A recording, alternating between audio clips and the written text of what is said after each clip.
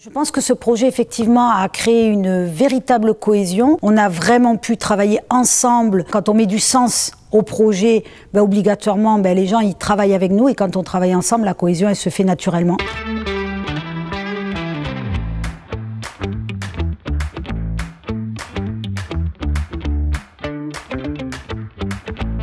On s'est retrouvé face effectivement au changement climatique qui ont fait que des écoles qui sont quand même pour certaines des écoles qui ont plus de 30 ans, on s'est retrouvé avec des enfants qui arrivaient à la fin de l'année dans des conditions absolument impossibles de pouvoir écouter et des températures qui arrivaient à monter jusqu'à 36 degrés dans certaines classes. Pour piloter ce projet, on y a travaillé nous à l'interne de la mairie et puis très rapidement on a demandé d'abord aussi à la commission éducative, très important puisque nous on ne pouvait pas penser à la place d'eux. Pour financer ce projet qui est un projet très important puisque c'est un projet phare aussi de notre programme, on a d'abord été chercher des financements comme on a l'habitude, c'est-à-dire les financements du département, les financements de l'État par le biais de la DETR. Et puis on est allé aussi et surtout, et c'est là que nous avons eu notre bouffée d'air frais parce que malgré tout on cherchait les financements, on était toujours très contents,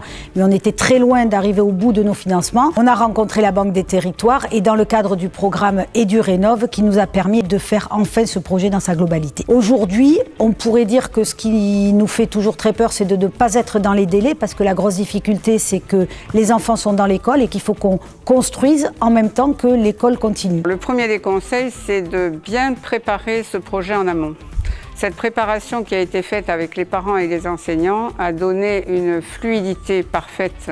On ne peut pas démarrer un projet qui va créer des nuisances puisque on a dû déménager l'école, mettre les enfants dans des algécos pendant une année scolaire.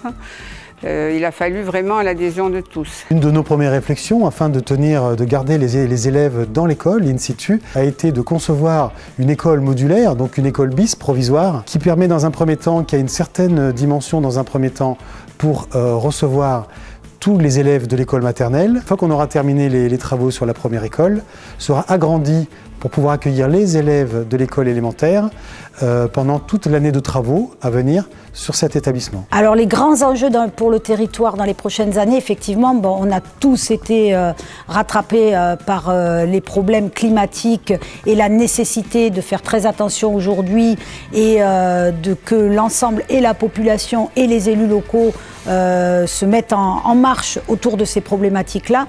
En rénovation énergétique, il y avait d'un côté, à l'intérieur des bâtiments, essayer de faire descendre la température, mais en même temps pas que descendre la température, permettre aussi qu'on ait une déperdition d'énergie qui soit moins importante, et en même temps travailler aussi sur les cours d'école pour permettre d'avoir moins chaud avec l'ensemble des deux projets, de faire en sorte qu'on abaisse la température, qu'on permette des meilleures conditions de travail à tout le monde et en même temps que les enfants puissent être dans des conditions qui leur permettent d'avoir envie d'étudier et de se sentir vraiment acteurs dans leur école.